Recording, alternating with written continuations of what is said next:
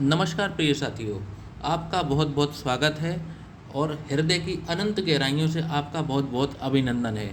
प्रिय साथियों, पिछले वीडियो में हम चर्चा कर रहे थे पंच महापुरुष राजयोग के बारे में कि कैसे ये राजयोग घटित होते हैं, जब ग्रह किस पोजीशन पे हो तो इन राजयोगों का निर्माण होता है और इनके कुंडली में क्या प्रभाव होते हैं वगैरह वगैरह।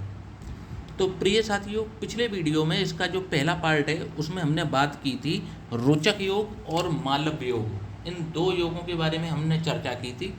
अब हम इस पार्ट में चर्चा करेंगे भद्र योग की, हंस योग की और शश योग की कि आखिर ये कैसे परिणाम देते हैं।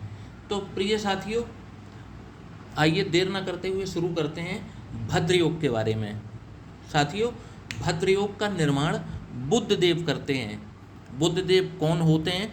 तो नव ग्रहों में इनको राजकुमार का दर्जा प्राप्त है। हमारे शरीर में ये स्किन को और स्नायु तंत्र को कंट्रोल करते हैं। स्किन पर बुध का सर्वाधिक प्रभाव रहता है। प्रभाव तो शुक्र का भी रहता है, परंतु सर्वाधिक प्रभाव बुध का रहता है। ये बुद्धि और विवेक, जो व्यक्ति का जो कॉमन सेंस होता है, जो तर्क देने की शक्ति होती है, जो लॉजिक होता है, ये हमें बुध देव से प्राप्त होता है। गणित विषय में पारंगत होने के लिए या गणित विषय में अच्छे अंक लाने के लिए और गणित में होशियार होने के लिए हमें बुध के फेवरेबल स्थिति की आवश्यकता पड़ती ही पड़ती है। अकाउंट्स में यदि आप जाना चाहते हैं या चार्टर्ड अकाउंटेंट बनना चाहते हैं या किसी भी ऐसी फील्ड में जहाँ गुणा भाग लगता हो, वहाँ बुध देव की आवश्यकता पड़ती ही पड़ती है। बगैर इनके मजबूत कंडीशन के या मजबूत प्लेसमेंट के व्यक्ति के जीवन में इन सारी चीज़ों का अभाव ही रहेगा। आप देखेंगे कि जो भी छात्र जीवन में हैं और अपने एकेडमिक्स में यदि वे मैथ में रुचि नहीं लेते हैं या मैथ में उनको कम अंक प्राप्त होते हैं, तो आप पाएंगे कि ऐसे व्यक्तियों के बुध जो हैं वो कमज़ोर स्थिति में होते हैं। बुध जो है हमारी वाक शक्ति होती है, हमारी बोलने की क्षमता होती है। जितने भी सोशल मीडिया पर लोग हैं जो बोलने का कार्य करते हैं, या हम देखते हैं कि जो न्यूज़ में एंकर होते हैं जिन्हें लगातार बोलना पड़ता है, जैसे वकालत का पेशा होता है जहां आपको बोलने की अत्यधिक आवश्यकता पड़ती है, या आप कहें कन्विंसिंग पावर, जैसे कि सेल्स की नौकरी। सेल्स में यदि आपको अपनी बातें ही तो बेचते हैं हम, तो जहाँ बातों की बात होती है वहाँ बुद्ध की बात सबसे पहले होती है। यदि हम किसी प्रोफेशन से जुड़े हुए हैं तो कोई भी पेशा जिसमें पेशा शब्द यूज़ होता है, जैसे वकालत हुई, डॉक्टरी पेशा हुआ, सीए का कार्य हुआ, या जहाँ पर पर्सनल स्किल्स इन्वॉल्व हैं, वहाँ पर बुद्ध की सहायता के बिना ऐसे कार्यों में सफलता प्राप्त नहीं की जा सकती। जो जर्नलिज्म का जो कैरियर होता है, ये भी बुद्ध के बिना संभव नहीं हो पाता, या बुद्ध के सपोर्ट के बिना संभव नहीं हो पाता। यदि बात की जाए बैंकिंग क्षेत्र में आप कैरियर बनाना चाहते हैं, तो भी आपको बुद्ध के सपोर्ट की फेवरेबल स्थिति में होने की बहुत आवश्यकता पड़ेगी। व्यापार में यदि आपको झंडे गाड़ने हैं और व्यापार को नई ऊंचाइयां देनी है, तो आपको बुद्ध को फेवरेबल करना ही होगा और उसको अपने फेवर में करना ही होगा। अन्यथा व्यापार में आप मुनाफा कभी भी कमा नहीं सकते। यदि शेयर मार्केट में भी आप अंधाधुंध पैसा कमाना चाहते हैं, तो आप देखिए कि यदि आपकी बुद्ध अच्छी कंडीशन में नहीं है, तो आप शेयर मार्केट से दूरी बनाकर ही रखें, अन्यथा आपके कपड़े भी उतर सकते हैं। शेयर मार्केट में भी यदि आपको अभूतपूर्व सफलता चाहिए, तो आपको बुद्ध का सपोर्ट चाहिए ही चाहिए। तो प्रिय साथियों, ये तो था थोड़ा ब्रीफ नॉलेज बुद्ध के बारे में। अब ये भद्र योग का निर्माण कैसे करते हैं, किन जन्म कुंडलियों में करते हैं, किन लग्नों में करते हैं। तो साथियों, बुद्ध जो हैं भद्र योग का निर्माण मिथुन लग्न में करते हैं, कन्या लग्न में करते हैं, धनु लग्न में करते हैं और मीन लग्न में करते हैं। ये 4 लग्नों में बुद्ध जो हैं भद्र योग का निर्माण कर देते हैं।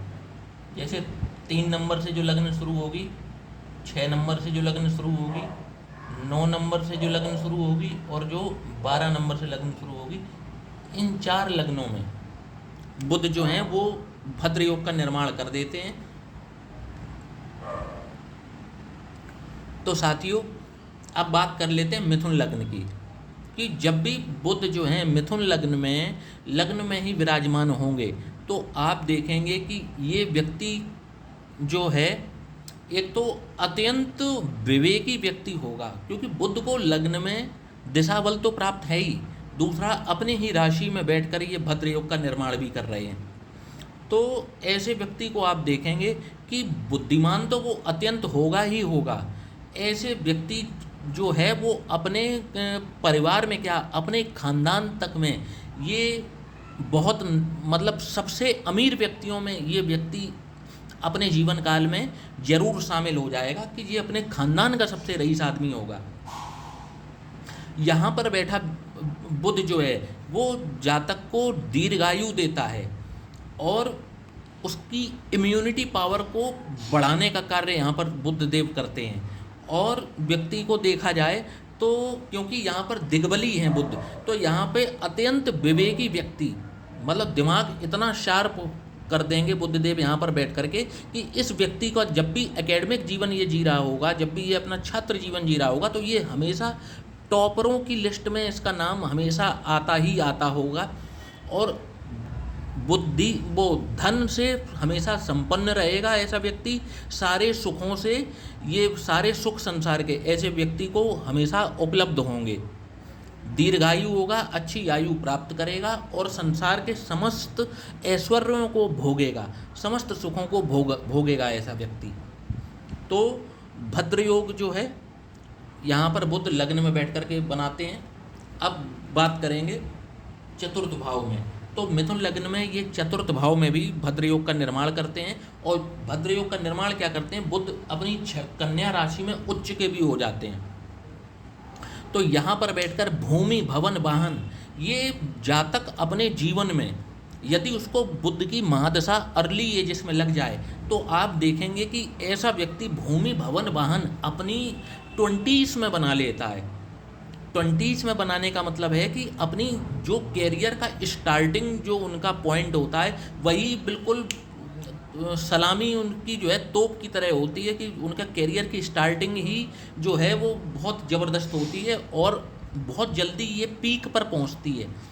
तो आप देखेंगे कि जब भी भद्र योग का निर्माण होगा और अगर यदि अर्ली एजेस में इनको बुध की महादशा लग जाए तो इस व्यक्ति की बराबरी कर पाना नामुमकिन सा हो जाएगा। ऐसे व्यक्ति की बराबरी हर कोई नहीं कर सकता। ऐसा व्यक्ति जो है अपने भाग्य की बदौलत, अपने कर्म की बदौलत ये व्यक्ति बहुत आसमान की ऊंचाइयों को छूता है और भूमि भवन और वाहन इन सारी चीज़ों से धन संपन्न होता हुआ संसार के समस्त सुखों को भोगता हुआ ये जीवन को व्यतीत करता है।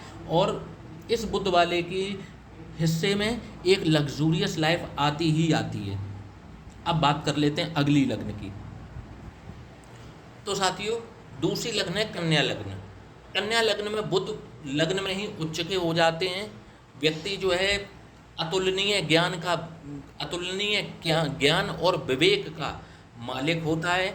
ऐसा व्यक्ति अपने इतना मृदुभाषी होता है कि इसको सुनने के लिए आसपास के लोग हमेशा लालायत रहते हैं, आतुर रहते हैं। जहाँ पर ये बोलना शुरू कर दे वहाँ हजारों की भीड़ लगाने की ताकत ये व्यक्ति रखता है। अपने कुल में ये कुल दीपक का योग इसके जन्म कुंडली में निर्माण करता है और अपने खानदान का नाम रोशन करने की क्षमता इस जातक के अंदर होती है और ये करता भी है जीवन में। गरीबी के चक्र को तोड़ता हुआ ये शहर के रईसों में ऐसे व्यक्ति की गिनती अपने जीवन में जरूर होती है, चाहे इसका बचपन गरीबी में ही क्यों न बीता हो। लेकिन ये व्यक्ति मरने से पहले इतनी धन संपदा को कमा लेता है कि वो अपनी 2-3 पीढ़ियों का इंतजाम करके अवश्य जाता है। ऐसे जातक को सिर्फ कैरियर शुरू करने की देर है और कैरियर एक बार शुरू हो गया फिर ये कब इतना आगे बढ़ जाते हैं स्वयं इनको खुद भी पता नहीं लगता। दीर्घायु तो होते ही हैं, अत्यंत भाग्यशाली भी होते हैं और इनके हिस्से में भी एक लग्जीरियस लाइफ, पूरी ज़िंदगी इनको अवश्य मिलती है। और यदि इनको बुधदेव की महादशा इनकी जवानी में मिल जाए, क्योंकि साथियों एक बात बहुत ध्यान रखने योग्य है कि अच्छे ग्रह की महादशा आपको मिलना भी बहुत ज़रूरी है, क्योंकि यदि आपको बहुत अच्छे ओहदे पर पहुंचना है या अच्छे कहें कि एक अपने कैरियर के पीक लेवल पर पहुंचना है, तो आपको जब कैरियर को बनाने का एक समय चल रहा होता है, उस समय महादशाएं भी अच्छी मिलनी चाहिए। जैसे मैं फॉर एग्जांपल आपको बात बता देता हूँ कि मान लीजिए कि कोई जातक है, उसकी आयु 18 वर्ष की है और उसने अपना इंटरमीडिएट पूरा कर लिया है।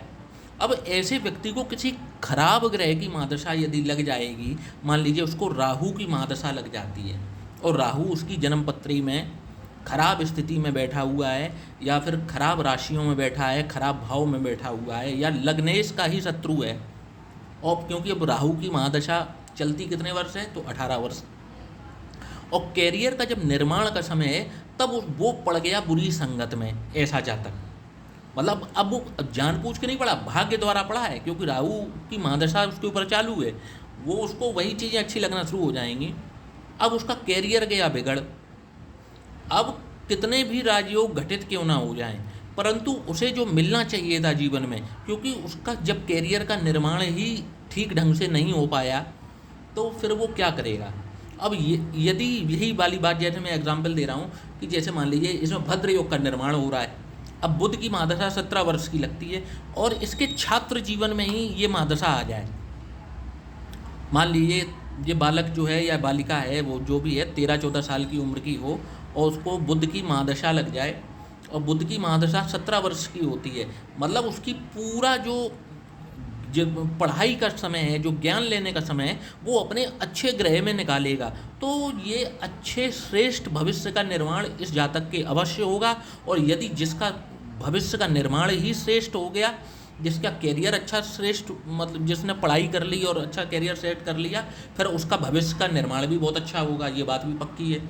तो ये महादशाएं भी सही समय पर यदि मिलती हैं तभी ये बहुत अच्छा कार्य कर पाती हैं ठीक ढंग से। यदि मान लीजिए कि अब इनको बुध भद्र योग बन रहा है, और भद्र योग का समय कब आया, जब ये 70 साल के हो गए, अब वो भद्र योग किस काम करेगा, तो इनका सही समय पर मिलना बहुत ज़्यादा ज़रूरी है। आपके जीवन में ऐसे समय पर ये दशाएं मिलें जब आप किसी कार्य को करने लायक हों, आपके शरीर में ज़रूरत हो, तब तो आप कुछ करेंगे, क्योंकि होता कुछ नहीं है। ये महादशाएं जब भी आती हैं आपके ब्रेन को कंट्रोल करती हैं, आपके दिमाग में आइडियाज़ को लेके आती हैं, इनकी जो रश्मियाँ आना शुरू होती हैं आपके पास, वो पॉजिटिव और नेगेटिव आती हैं। कुछ आपको ये उठा के दे नहीं देते हैं, आपका माइंड सेट को चेंज कर देते हैं। बस उसी माइंड सेट पे आप काम करना शुरू कर देते हैं, आप मेहनत करना शुरू कर देते हैं और आगे बढ़ जाते हैं। सीधी सी बात इतनी है। तो कन्या लग्न में भद्र योग का निर्माण जब भी यहाँ पर होगा, तो जो मैंने बताया, अब दशम भाव में जब भी बुध जो हैं मिथुन लग्न में विराजमान होंगे, अब जब भी बुध दशम भाव में विराजमान होंगे तो यहाँ पर भी कुल दीपक योग का निर्माण करेंगे और भद्र योग का निर्माण तो हो ही रहा है। तो ऐसे व्यक्ति जो हैं वो यदि डॉक्टरी का पेशा अपना लें तो ये उसमें बहुत ही इनकी जो प्रैक्टिस होती है वो बहुत अच्छे स्तर की होती है और ये अपने शहर के फेमस डॉक्टर होते हैं। यदि ये मास कम्युनिकेशन या जर्नलिज्म का कैरियर अपनाते हैं तो ये जो हैं उसमें ये बहुत अव्वल दर्जे के पत्रकारिता के क्षेत्र में भी ये बहुत झंडे गाड़ते हैं। यदि ये अकाउंट्स के क्षेत्र में जाते हैं तो उसके पीक लेवल तक ये जाने की ताकत रखते हैं और ये पहुंचते भी हैं। ये यदि सीए करना चाहें तो ये बहुत आसानी से और सहज रूप से ये कर लेते हैं। कहने का मतलब है यदि ये व्यापार में हैं तो व्यापार में भी ये झंडे गाड़ते चले जाते हैं।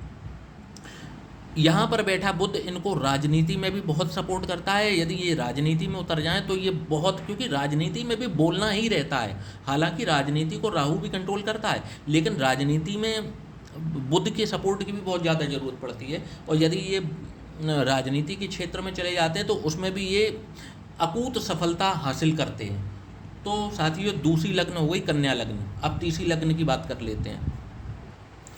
तीसरी लग्न हो गई साथियों धनु लग्न। तो धनु लग्न में बुध बनते हैं सप्तमेश और दशमेश। तो इन्हीं दो भावों में बैठ करके बुध यहाँ पर भद्र योग का निर्माण कर देते हैं। और सप्तम भाव में यदि बुध विराजमान है तो यहाँ पर एक तो इनको एक अत्यधिक सुंदर कहूँ कि इनको अत्यधिक सुंदर जीवन साथी की प्राप्ति होती है, जो सुंदर होने के साथ ही दिमागदार होता है, विवेकी होता है, होशियार होता है, और या यूं कहें कि इनको एक बहुत ही पढ़ा लिखा जीवन साथी अवश्य प्राप्त होता है। और बात करूं तो ये व्यापार यदि करें, ये नौकरी से अच्छा इनके लिए व्यापार है। यदि ये व्यापार करते हैं तो व्यापार में ये अतुलनीय सफलताओं को प्राप्त करते हैं और इनको भी राजयोग की प्राप्ति अवश्य होती है। अब यदि बुध दशम भाव में विराजमान हो जाएं, जो इनकी उच्च राशि है कन्या, तो आप कहने ही क्या, ये बिल्कुल सेम कन्या लग्न जैसे रिजल्ट यहाँ पर मिलेंगे कि कुल दीपक योग का निर्माण हो रहा है, बुध यहाँ पर उच्च के हो रहे हैं, तो ये व्यक्ति अपने पेशे में सर्वाधिक ऊंचाइयों को छुएगा। यदि ये बिजनेस करते हैं तो ये बहुत बड़े उद्योग की यहाँ पर स्थापना करेगा, ऐसा जातक। जी हाँ, यहाँ पर बैठा बुध कन्या राशि का ऐसे व्यक्ति को एक बड़े उद्योग की स्थापना करवाता है, और व्यक्ति खुद तो बड़ा बनता ही है, साथ ही हजारों लोगों को रोजगार देने में सामर्थ्य में आ जाता है। इतना ऊंचाइयां यहाँ पर बैठे बुध इनको दिला देते हैं। अब बात कर लेते हैं अगली लग्न की। तो मीन लग्न में बुध जो हैं वो चतुर्थ भाव में आकर के दिग्बली होते हैं, और दिग्बली होने के बाद में ये भूमि भवन वाहन में जातक को बहुत कम उम्र में बहुत ही जल्दी ऐसा जातक भूमि भवन वाहन अपने जीवन में खरीद लेता है। और अपनी माता से ऐसे व्यक्ति को गहरा लगाव होता है, और इनकी माता से इनको श्रेष्ठ लाभ भी प्राप्त होता है। इनकी माता इनको बहुत सपोर्ट करने वाली होती हैं, इनको अत्यधिक प्रेम करने वाली होती हैं, और ऐसा जातक अपनी माता से भी अत्यधिक प्रेम करने वाला होता है।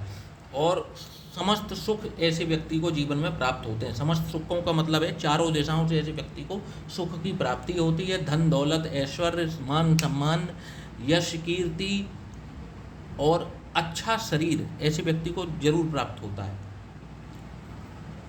अब बात कर लेते हैं सप्तम भाव में यदि बुध विराजमान है तो यहाँ पर उच्च के बुध होकर के व्यक्ति को पार्टनरशिप में बिजनेस में अतुलनीय सफलता दिलाने का कार्य करते हैं। ऐसे व्यक्ति को बहुत ही सुंदर जीवन साथी और प्रेम करने वाले जीवन साथी मिलता है। और बात की जाए तो ऐसे व्यक्ति का दाम्पत्य जीवन भी अत्यंत सुखमय बीतता है। तो ये तो हमने बात की भद्र योग की। अब बात कर लेते हैं अगले योग की, जिसका नाम है हंस योग। प्रिय साथियों, इसमें जो हंस योग है और शश योग है, ये हम इसके तीसरे पार्ट में बात करेंगे कि हंस योग का निर्माण कैसे होता है और शश योग का निर्माण कैसे होता है। क्योंकि वीडियो ज़्यादा लंबा होता जा रहा है तो इसको हम अगले पार्ट में डालेंगे।